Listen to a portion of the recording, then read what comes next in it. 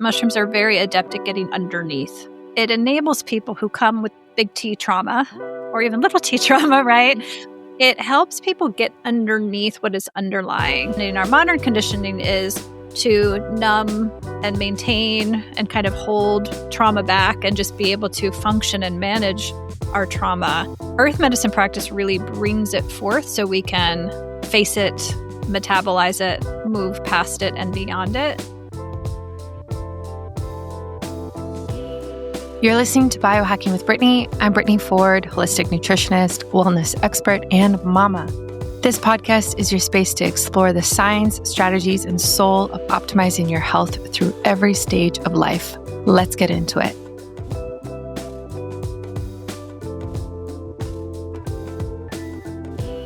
Welcome back to the show. On this episode, I had the pleasure of speaking with Kayse Gehret, who is a pioneering voice in this realm of somatic microdosing, trauma healing, and integrative wellness. She is the founder of Microdosing for Healing, and she brings a very grounded, heart-centered approach to psilocybin education and nervous system support. We are talking about all things psilocybin, microdosing, women's health on this episode. She has a background in holistic health and somatics, and she offers, honestly, a very unique fusion of science, spirit, and embodiment for those seeking this type of therapy and transformation. I love this episode. You know, I have had my own microdosing journey and healing, and it's been a long time since I've done it, regularly. So it was really interesting to kind of go back and reflect on everything that I have learned since doing this. We talk a lot about how this shows up for women, how it can show up for moms even, and really to heal this inner calling or inner trauma that we might be dealing with that we haven't necessarily brought light to. So I really enjoyed talking to Kayse. I will link everything in the show notes and on my website so you can find it very easily. And if you haven't joined my retreat waitlist, you should do so. I'm so excited about this. Honestly, I feel like you can just hear it in my voice. So I am running a retreat for women in Costa Rica in March next year. And this is something that I feel very called to. And I wake up thinking about, to be honest. So it's going to be about health optimization. It's going to be about, all of the biohacking stuff, of course, right? Like nutrition and longevity and fitness and aging and cellular health and everything like that. And we're also going to dive deeper. But this isn't just a sit around a circle and sing kumbaya vibes. This is also not a yoga retreat. It's not that. It's much deeper than that. And we are going to really look at everything from multiple perspectives. I'm so excited about this, and I can see you guys joining my waitlist. So let me just pull up my waitlist right now. This is for women only. There might come a day where I don't do a women only one. I don't think that'll be anytime soon. I'm not sure I'm the best person to lead something like that. And I'm just so excited because this is going to be one of many retreats that are coming, and you could be part of the first group, which is amazing. So let me see right now. Oh my gosh, you guys, there's 50 women on the wait list. Oh, that's a lot because there's only 12 spots. So we're going to see how this goes. Maybe I'll do a second one a month later. I'm letting the universe take this, and we're going to see how it happens. So if you want to hang out in Costa Rica with me, you are welcome. If this is something that's kind of itching at the back of your brain, or it's tapping you on the shoulder, or you're feeling very called to do this, and you're like, man, I think I need a full reset, a full escape from my life so I can come back healthier, smarter, more in touch with myself and grounded, and I can show up better for my work, for my family, for my friends, for my partner. This is for you. I'm serious. This is for you. This is your sign, okay? This is your sign to join me in Costa Rica. It's at the most stunning place. Oh my God, you guys, it's luxury. It's beautiful. It's so beautiful. I'm very excited. So hope to see you there. And I just want to meet people in person too. I just want to hug you and say you're doing a good job and hear about you. And yeah, so the doors are going to open for everybody on the wait list first, and then it will open to the general public after that. So I highly suggest you go on the wait list. How it's going to work essentially is you're going to put down a deposit, and then there'll be 2 payments that come out later. That way you can secure your spot right away. I'm not going to ask, for you to pay everything up front. I'm just going to make it so easy for you. So deposit, secured your spot. You and I are going to hop on a call. We're going to talk about you. We're going to talk about your health. We're going to talk about the retreat, and we're going to have a little mini consultation that's included. So that's exciting. And then there will also be a consultation with me in Costa Rica throughout the week. So everyone will get 45 minutes. We'll sit down and really go deep on how you're doing. Cannot wait. It's going to be the highlight of my year already. I can feel it. So I'm so excited. And a shout out to Spermidine Life. If you're not taking Spermidine, what are you doing? I actually just made a post about this today on how Spermidine can actually help fertility and postpartum. So Spermidine is a molecule that we have in our body that is naturally occurring. And once we hit 30, it starts to decline. It's something that helps with autophagy. And autophagy is the process of cellular cleanup. So the more Spermidine we can intake, the more we can clean up our cells and detox and really just get rid of the old, sluggish, dead cells that are in the way. Now, it's very interesting because, there's a lot of health benefits that come from this. So people who start taking Spermidine often see like an increase in hair growth and nail growth right away. And then it's like the bigger things like an increase in energy, sleeping is better, more clarity when you're thinking, less brain fog, that type of idea. So, autophagy happens across the entire body, and so this is a systemic supplement, which is really cool. And we're just like really working on our cells to clean them up. Highly suggest Spermidine. It's been on my, what do I want to say? My supplement stack for a very long time, multiple years. And yeah, I love it. And it's not possible to get enough from food. It's just not. Like you would have to eat so many mushrooms and natto to get enough. So supplements are the way to go. Okay. You can use my discount code biohackingbrittany in all capitals, and it will get you 20% off. Enjoy this episode about microdosing. I suggest you kind of learn more about this if this is something you want to try. If you have questions about how to do it, when to do it, why to do it, anything like that, you can reach out to myself or Kayse, who knows so much about this, who was just a joy to have on the show. Enjoy this episode, and I will catch you soon for another one. Okay, today we are talking about everything to do with psilocybin, microdosing, especially with women's health. I am joined by Kayse Gehret, and she just told me that today is the retrograde, Mercury retrograde. Is that correct? Like, what does that even mean? Tell me everything. We've been demonstrating that real time. Yeah. The Mercury retrograde happens a few times a year. I believe it's like 2-3 weeks long where Mercury changes direction, and it's known for causing communication and connection snags of all kinds. So tech goes haywire, communications go haywire, emails go missing, all the things. And it's most intense the first day and the last day. We're on the first day today. So, wow. So we're opening up the next few weeks of just like miscommunication. Yes. Great. However, it does have its beautiful aspects to it. It's a great time to go back and revise. So if you're working on something new in your life and kind of working toward specific goals, it's a good time for revisiting and reviewing and editing things. That's interesting. Is this the time to like launch anything new, or is it better to wait until this is done? Ideally wait until it's through, unless you are circling back to somebody or something from your past. Oh, interesting. Okay. Yep. See, I wish I knew more about this type of thing. Like, how do you know this? Like, how do you know this information? I am surrounded by healers and astrologers and clairvoyants in my work, so I can't help but learn through osmosis from them. But yeah. Is there anyone, this is like totally sidetracking here, but is there any one like app or anything that gives you like daily information? Like I would love something where I like open my phone and it's like, today is Mercury retrograde and this is what you can expect. And like, that type of thing. I just want someone to tell me these things. Exactly. There are some fantastic astrology apps out there. I just so happen to have like a lot of living apps around me. I have a lot of amazing astrologers in my community, and so they kind of keep us abreast on what is coming up.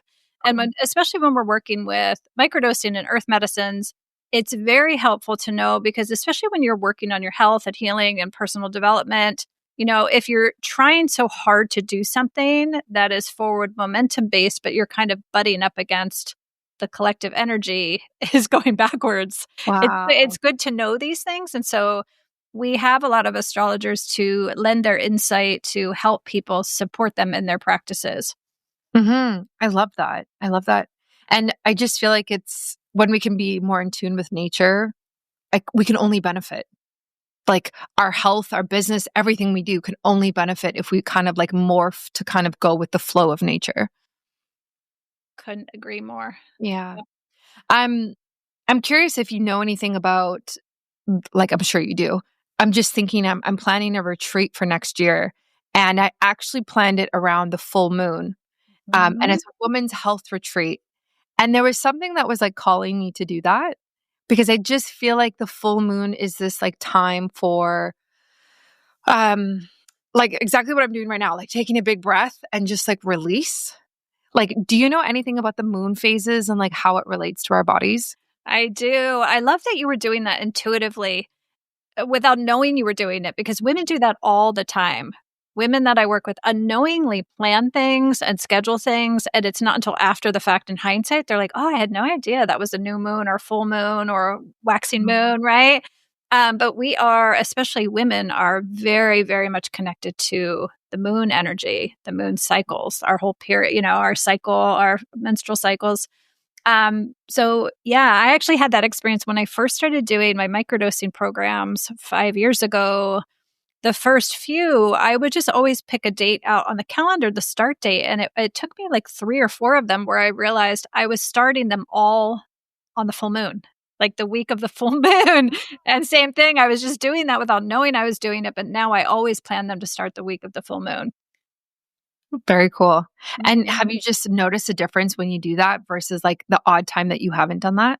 Yes. Yeah. So the time of the new moon and the time of the full moon are both really powerful. I like the full moon, especially for women, because it's a time when, in my experience, the veil is very thin. And so we have more access to deeper parts and levels of ourselves. So like you said, it's a time of release and shedding. That's a lot of what psilocybin work is by its very nature. And so the two go very beautifully together, or having women brought together in a group. That's a really powerful time to do that. Yeah, yeah, absolutely. When you work with women in this space, I bet it's just so healing. Like I've microdosed in different times in my life, and I could only imagine working with a woman on specific issues, maybe, or trauma, and just like watching her heal through something like using microdosing. Is that typically what you see is like someone comes to you with like big T trauma, they call it, and there's something like, this event happened in my life and I want to heal it through microdosing? Or is it a little different than that?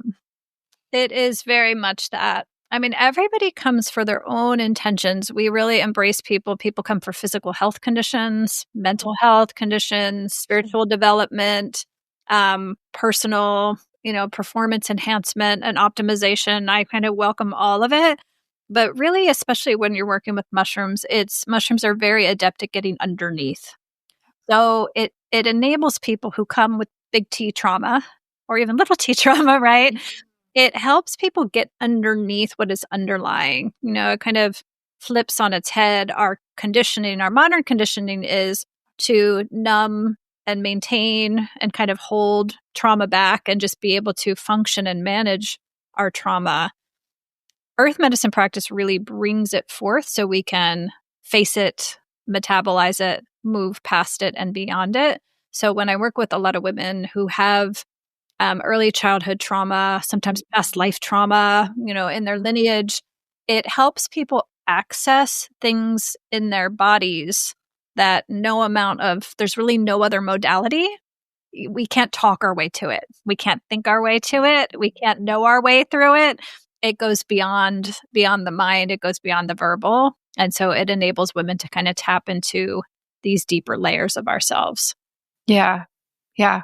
That's kind of like what my experience was when I was microdosing. I went through different parts of my life where I was microdosing for like a few months, took a break, very intuitive. And it really helped me to connect the dots on, I guess, like why some things were bugging me and why I had triggers for things.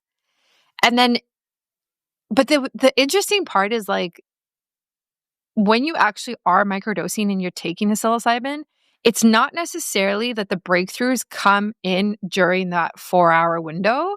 For me, it was always like a few days later in the shower, and I'd be like thinking, and then I'd be like, oh, wait, actually, I think that's what that is trying to tell me.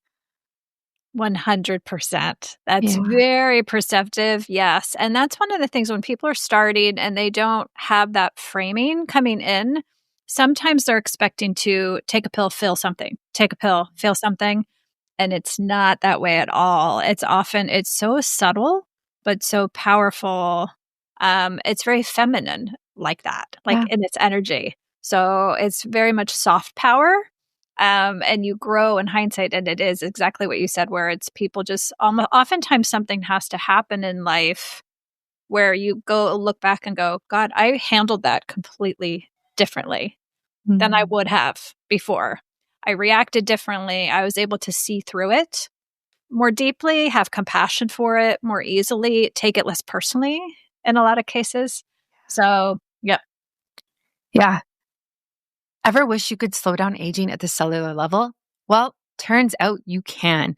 Spermidine is a natural compound found in foods like wheat germ and natto, and that's been shown to trigger autophagy, your body's innate cellular renewal process.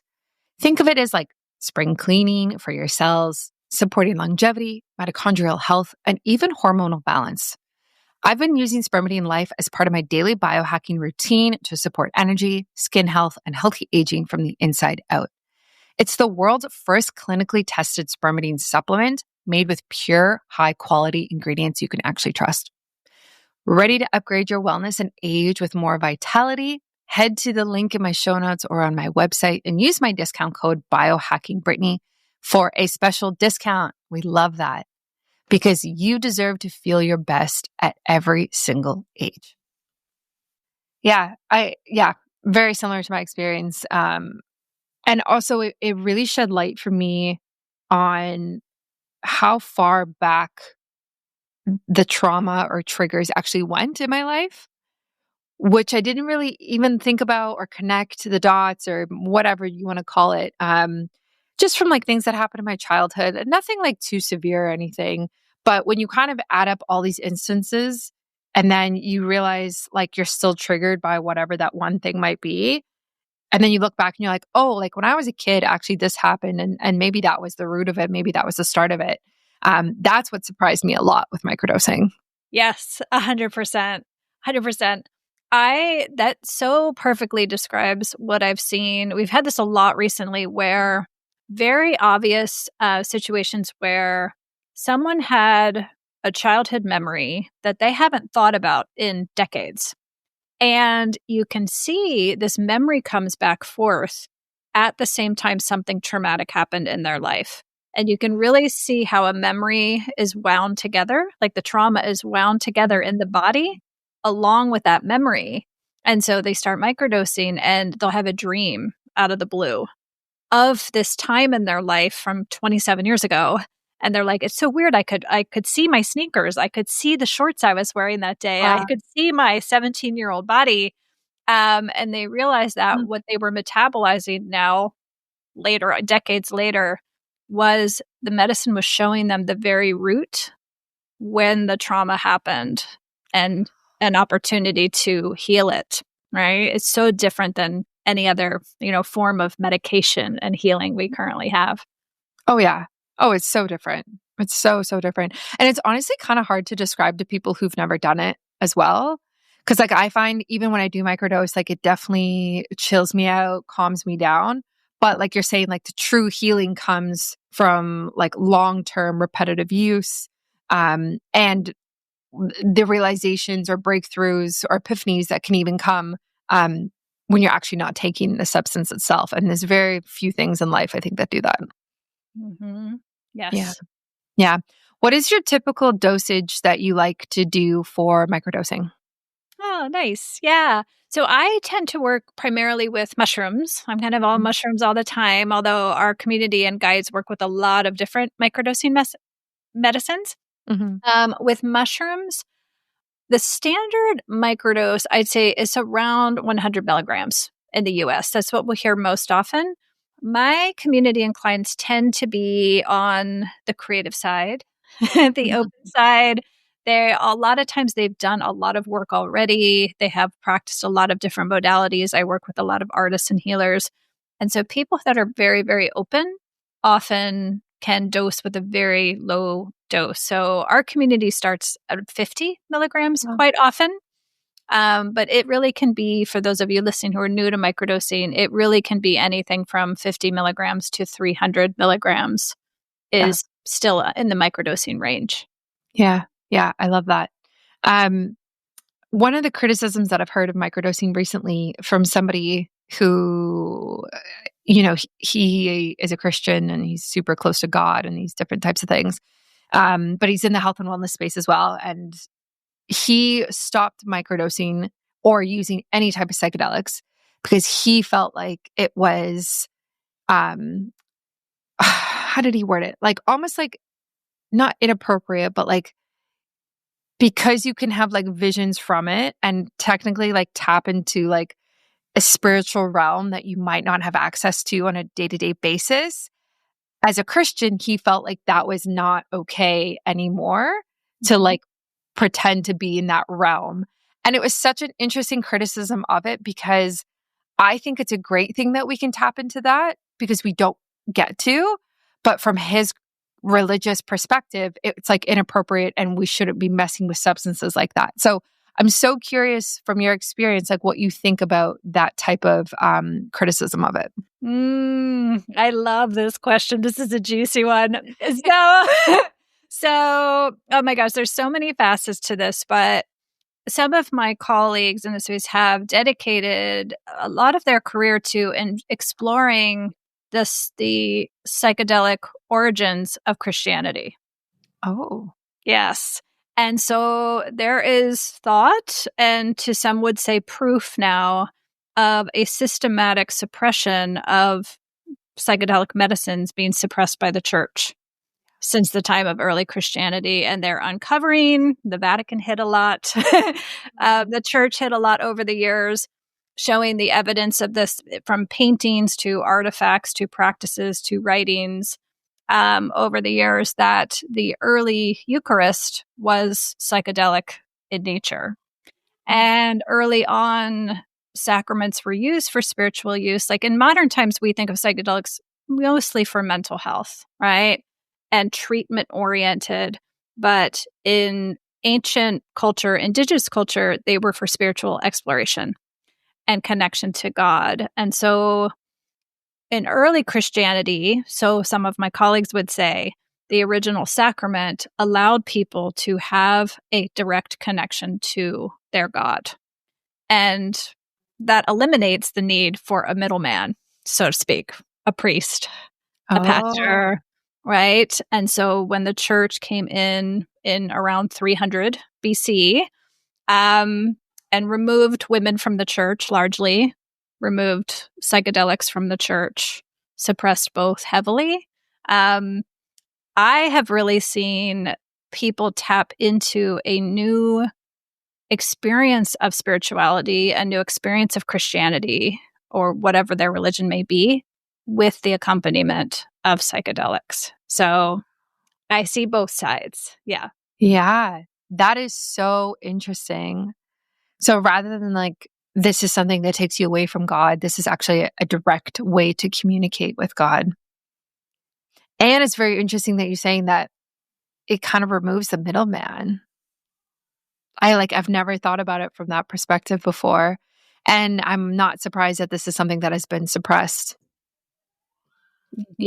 by the church, by whatever, I mean, obviously the governments as well, but Yeah, that it makes me sad though, because I wonder how healing and how helpful it could have been for so many people who would have had access to it for centuries. Exactly. Exactly. It's almost like today I see, big pharma and our modern day religion in some ways are similar to kind of the king and the church of yesteryear, you know? Yeah. Yeah. Wow. Yeah, I mean, I think it is something that can be used. I'm just thinking about how I've used it. Like, I've used it in conjunction with talk therapy, with other things that I've done, almost as like one tool in my toolkit. Mhm. And that's how I've always kind of viewed it. And I've never viewed it as something that I'm like addicted to or I need to hide or that's, could be misused in any way. And I think if we have that kind of like just general understanding of it, like I think it can be used responsibly, for everyday basis, even if we wanted to. Mhm. Yeah, I believe microdosing is really ideally paired with other modalities. It's just kind of like mushrooms in the forest. They're there to be the mycelial connectors, Mm. right? They are the undergrid of the entire forest floor. So they connect everything, the trees, the bees, the flowers, everything. So that's how they play that role for us too. They've been here far longer than us. They contain such intelligence and wisdom for us. And so they're meant to be held in relationship. So some people love pairing it with talk therapy. Other people love doing it with body work and somatic practices, qigong and breath work. It really loves, and it's best. I've seen the best results when people pair it with different practices and modalities, Mm. because when you microdose, you're opening up your neuroplasticity, right? Your capacity for change, your capacity for new lifestyle change.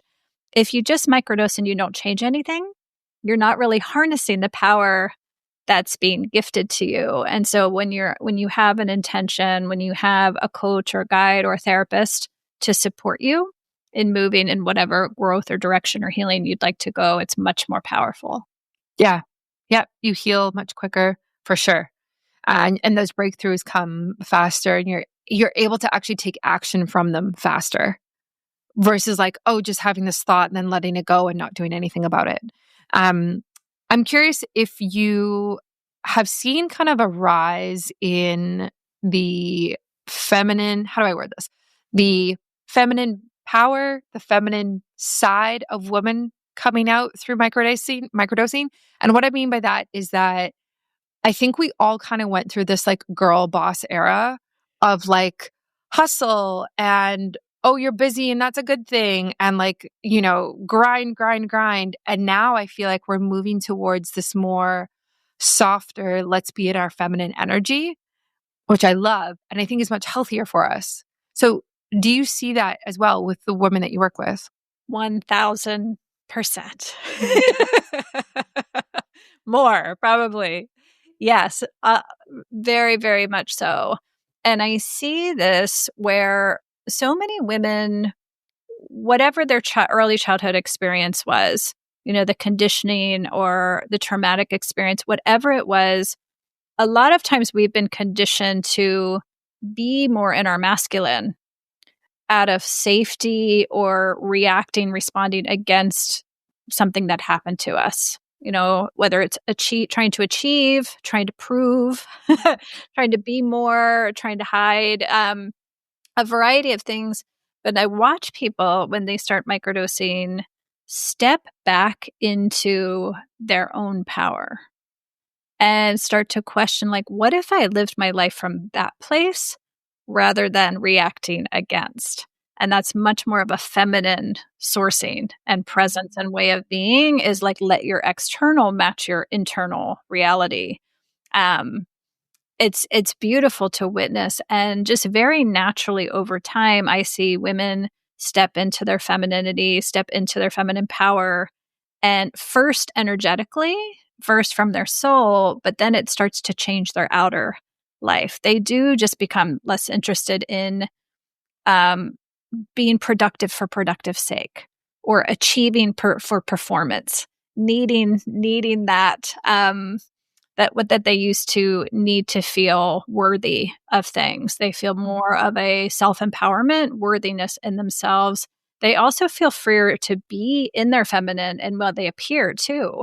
it's it's fun to watch them. They go from like the woman that never wore makeup and kind of dressed more masculine to prove herself in a corporate setting. And I see her like 6 months or a year later, and she's just softer, more feminine. And she's more feminine for herself. She's not trying to do it for what she will receive from that, but it's coming from within herself. I love that. I'm so glad that that's happening.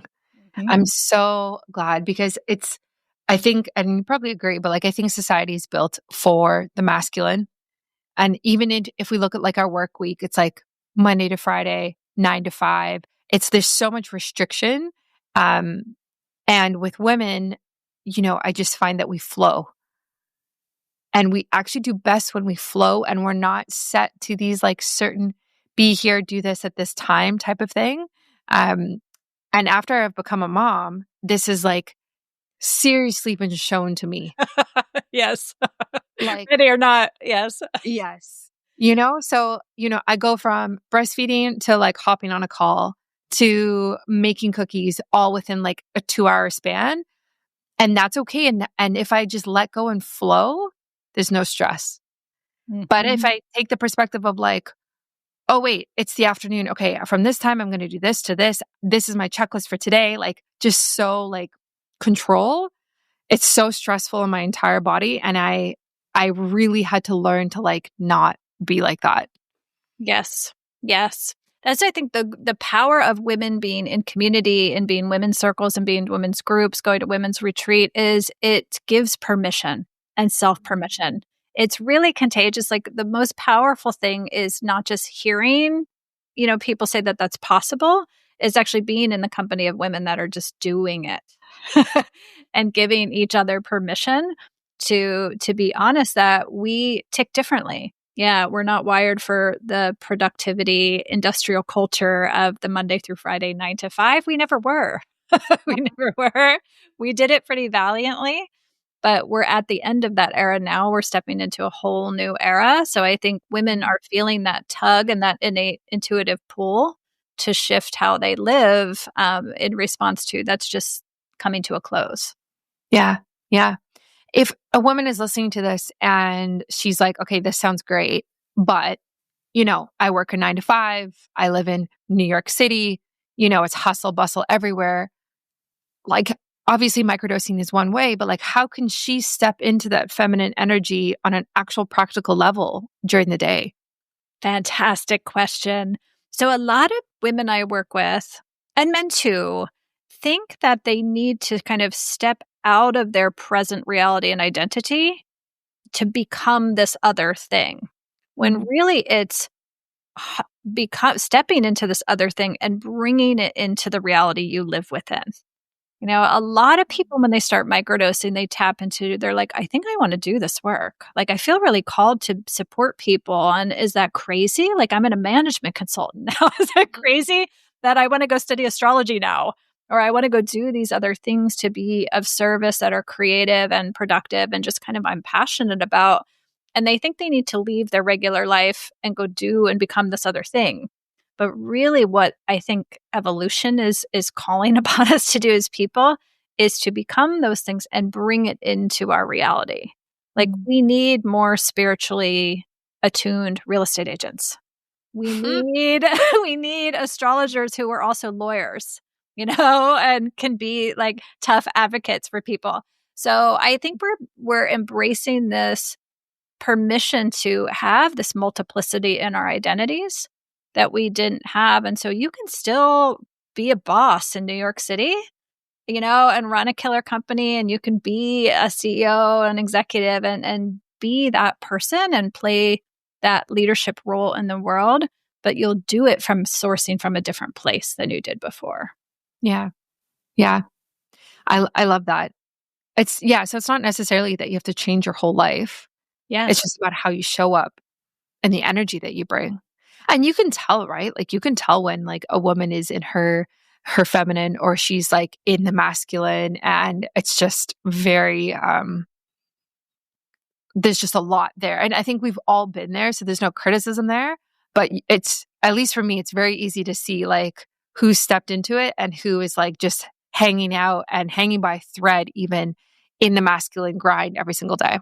Mm-hmm. Yeah. When I mentor and support women, the biggest friction, I think, is women are so conditioned to feel guilty if we're not constantly doing and constantly producing. And so there's this rub sometimes where they're like, I'm resting and I feel guilty about it. And so I think the more we practice that and again surround ourselves with people who give us to that self permission to do it, is we quickly realize that being in our feminine, being at rest, feeling amazing in our bodies and nourished and vital, we are so much more potent. When we're in that place, we can produce and create in an hour what we normally would in a 40-hour work week, right? When we're in our feminine power. So, yeah. Yeah. I'm really bad at resting. I'm working on it. But like even yesterday, I'm like, okay, I'm going to lie in bed and I'm going to watch my show. And then I go and do it, which I'm watching a show. So I'm like not even fully resting. My mind is like somewhere else. And then I'm like on my phone, working from my phone, because it's just hard for me to like completely unplug and do nothing when I'm like, okay, this needs to be done with the baby and the house and the business. It's tough. Yes. I don't even have any words of wisdom. I just think when I work with people in our microdosing practices, one of the things that the modalities I call in a lot, I work with is I'll run people's charts, sometimes astrology charts. I'll also run their human design because a lot of people feel the pressure of doing spirituality in this like codified monotone way where they're like, I have to meditate. I have to journal. I have to do these things or I'm failing in spirituality, right? And when you understand someone's uniqueness and their blueprint and their design, some people really aren't meant to rest as much as others. And their resting state is more of an active thing. Like they're never going to be able to sit on a cushion and do Vipassana meditation, but they might paint happily for hours and hours and hours. And so it's helping people see their unique design and how they're going to get into their flow state, into their rest state. That's going to look different for every person. And so a lot of people kind of beat themselves up because they can't do the things happily or take naps like they're supposed to and those things. Sometimes it's just your innate wiring is kind of nudging you to different active rest styles. Yeah. Yeah. No, that's smart. I mean, you can have active recovery, active rest. Even like yoga or stretching, I find is like restful for me in some way, or walking outside for sure. It feels really good as well. And I actually just took this perspective to my morning routine recently, which is really hard to have when you have a little baby. But now instead of it being like how I probably would have done it, 2 years ago, like instead of it being, okay, meditate for 10 minutes and journal for 5 minutes and put this playlist on and then yoga, like, so specific. Now I'm like, here are all of these different things that I could do. Maybe it'll happen first thing in the morning. Maybe it'll happen during the first nap, which is fine. And then I go to my place that I've like created this little spot in my office and I sit there and then I just think, okay, like, what do I actually feel like doing today? Do I want to do breath work? Do I want to do a 10-minute calm meditation on the app? Do I want to write in my gratitude journal? And I just like let it flow now. And it's like been the best release ever because there's no pressure. Exactly. Yeah. I've been hearing that from so many women collectively right now. I think we're all, yes, absolutely. They're saying things like, I am overwhelmed from my wellness to-do list. Wow. It's actually feeling more stressful and overwhelming to, again, having to achieve. Like even in our growth and our wellness and our healing, sometimes we can get on the same track. We're just taking the same thing we're trying to get away from and then applying those same principles to our wellness, our healing and the growth. And sometimes, like you said, the most beautiful thing is just creating spaciousness in your life and silence so you can tap into what does my body want to do today? Yeah. Yeah. The intuition there. How do you find that intuition kind of plays into microdosing with your experience? Oh, immensely, immensely. Yeah, it's one of the most beautiful gifts I've seen come through for people because I really think mushrooms especially help people shed density, heaviness in your body, heaviness in your aura. We shed a lot of trauma, a lot of grief. Grief is very heavy. So, in this lifetime or in our lineage, we hold it in our body. And so, as we kind of clear that energetic frequency, we create this space for a new level of creativity, for intuition, for connection to our guides, connection to our dreams. And people's intuition really comes online. And so, a lot of time people that's not their intention maybe at the outset of microdosing, they come for like headaches or something physical or something mental health. But it's really beautiful to see people have these innate gifts open up and their instincts return again. Yeah. Yeah. Yeah. We've really lost that sense of like trusting our gut. Mm-hmm. Yeah. It's very much like, oh, this person told me to do this thing, so they must be right. Yep. You know? And we see that a lot with doctors. You know, they're the ones with the white lab coat. And they went to medical school, so they must know better than I do, you know? But again, it takes a lot of practice almost of like trusting that intuition, seeing it work out, and then doing it again and again for you to like really get comfortable with like, hey, I actually think I know what's best for myself here. Absolutely. And that's why they're so disruptive, on a social capacity or religious capacity. It's like, wow, when you have that open up and you step back into that sovereign power, you're not as willing to follow along. Yeah.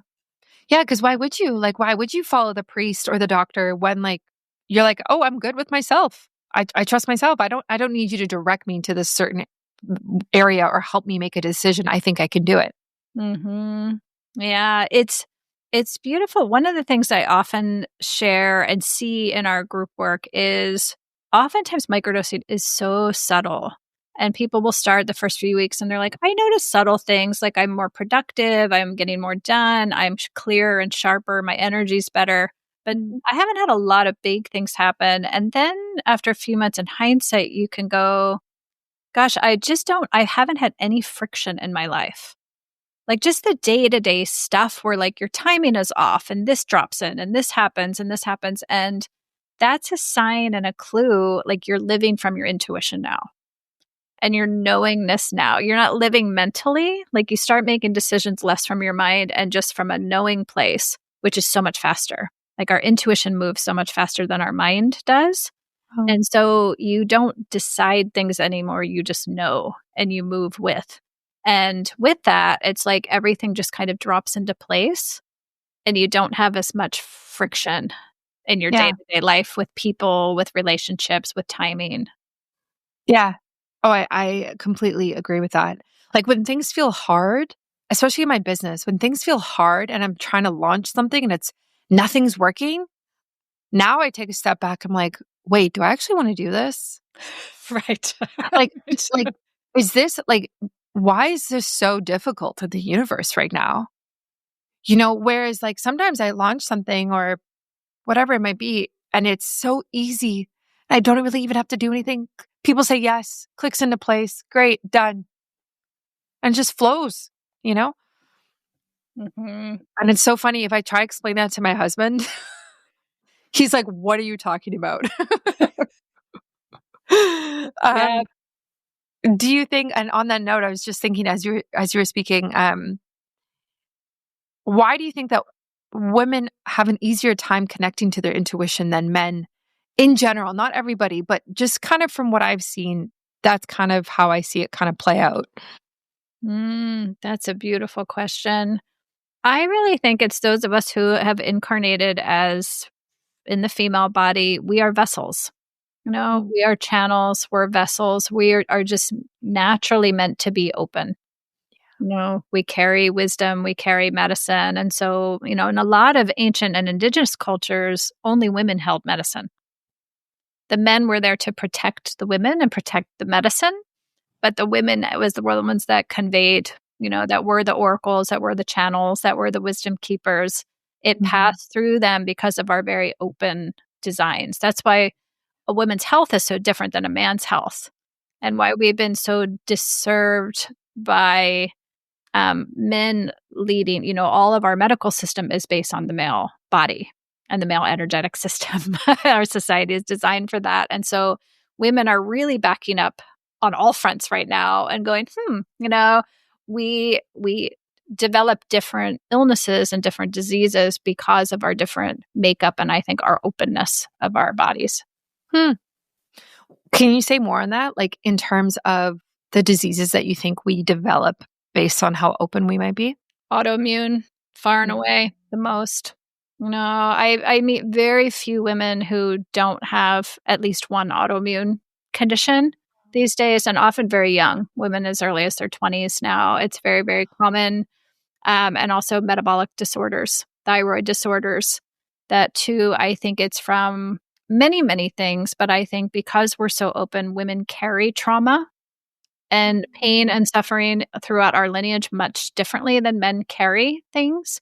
And I also think we are more susceptible, like you said, to try to step into this masculine 9-to-5 grind, produce, and more liable to get burnt out and physically depleted. And that's why we're seeing lots and lots of metabolic disorders. Wow. So if women are more prone to carry trauma, even like generational trauma, how do we begin to kind of like move through that? Like, would you say the first thing would be to try microdosing? Or do you think there is some sort of way we can kind of ease into it, maybe a little softer? I think it's a lot of things, but I think first touching into what that feels like that's the first part, is just to even know it's possible. And oftentimes in my experience, it's a woman encountering another woman who holds that vibration first and goes, like it feels different. Like it feels different than I felt before. And so being together, it's such a different style of learning than we have learned in our academic, top-down learning. It's more learning through presence and transmission and wisdom keeping. And I think that's why women can't articulate why we're doing it, but I think that's why we're gathering all over the world now in retreats and circles, and women's are wanting to focus on women's work in a new way. Menopause is being completely reinvented and reconceptualized as we speak. So I think it's happening, and we're kind of manifesting it without knowing exactly what we're doing. But I think that's the first step, is tapping into an awareness that there's a completely different way, and we used to know how to do this differently. But then I think it's all the things that calibrate our nervous system and soften and relax our nervous system. So that might be microdosing for some people, but just, doing things for your own body. Some of it might be like walking. Like you clearly love to walk. That really is fulfilling and makes your body happy. You're being happy to be in motion. Other people will be getting morning light, sunlight, our diet, all of those things. But I think kind of starting with resetting our nervous system is number one. I love that. Yeah. Completely agree. And we really do see a lot of people talking about the nervous system now. And I also see a lot of people talking about spirituality as well. And I don't know, maybe it's the circles that I run in have now changed, or if it's just becoming more popular, but I just see way more dialogue about it. Like everything from breathwork to meditation to gratitude to microdosing. It's almost like spirituality, I don't want to say is becoming a trend, but it kind of does feel like that a little bit in the health and wellness world, where we're seeing just like people in groups gather in a sauna at like downtown Toronto, and everyone's like sitting there meditating. And we weren't doing that 5-10 years ago. Yes. We also did that 500 and 1,000 years ago. Yep. Yeah. So like, what do you think about our society kind of like being interested in spirituality again? I think we're just remembering. Mhm. No, I think we used to pray together, we used to dance together, we used to commune together, we used to heal together. And the last 250 years, we've been so industrialized and individualized where, right, we're in our institutions and our boxes, and our healthcare is held by our employers, which has never made sense, right? Like, why would that be tied to that? When really it's tied to each other and community, and sacrament. So I just think we're reawakening to what we've always known. It's just been, I don't know, a few thousand years. Yeah. Oh, absolutely. Yeah. And I see, like, to your point, I see women gathering. Like, and again, it could just be what, my phone hears me talk and it shows it to me on my Instagram feed or however that works. But I see so many retreats now and so many group classes and um, so much more in person. And I think like almost like COVID was like the straw that broke the camel's back of like, let's isolate everybody to the extreme. And now we're like swinging back and being like, okay, no, I want to hang out. I want to meet you in person. I want to hug you and like talk to you face to face. It's great to work online, but like, how do we do this in person now? Absolutely. And I think we're being drawn together in a new way than we were even before COVID. Like, I think we've been so largely defined by our institutions. You hang out with people that your kid goes to school with or that you work with, right? And I think people are being now drawn to connect with people by their soul purpose, their passions, their art. And so, like, for example, like our microdosing community, it's people 30 countries around the world who would have never met, they would have never crossed paths, but they're brought together by this practice that they share. And they're so like, so many of them where they live, sometimes they live in states in the US, and there's like, I can't be like this part of me. I've always been this way, and I just don't have anybody around me who is like this. And they're able to tap into all of these kindred spirits from around the world Nice. because of the practice, not because of an institution or their workplace. Yeah. Yeah. It's just like hobbies, right? Like hobbies are bringing people together. Like I just joined a pickleball league. Like why? I'm not even good, but it's fun. It's fun. Gets me out of my head, gets me out of the house. And again, I'm just meeting people who the only thing we have in common is that we like pickleball.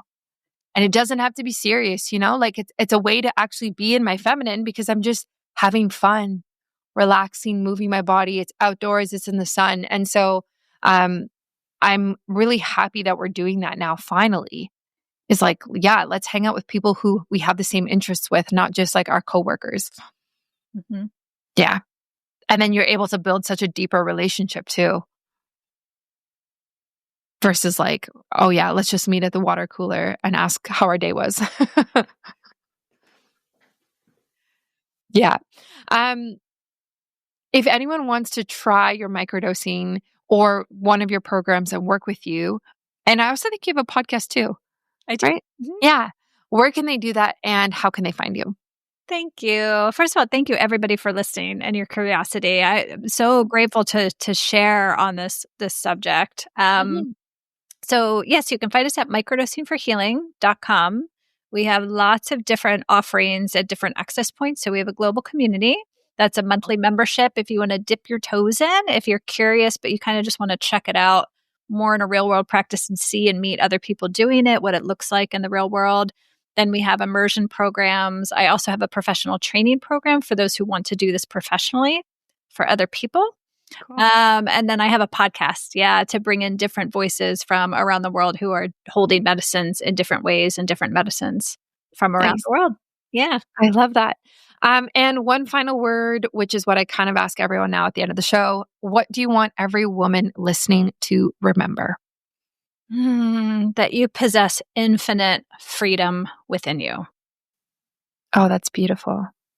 I love that. I'm going to write that down. Thank you so much, Kayse, for coming on the show. This was awesome. And I'm just so inspired by the work that you're doing. I think everyone definitely will get a lot out of this episode. Thank you so much.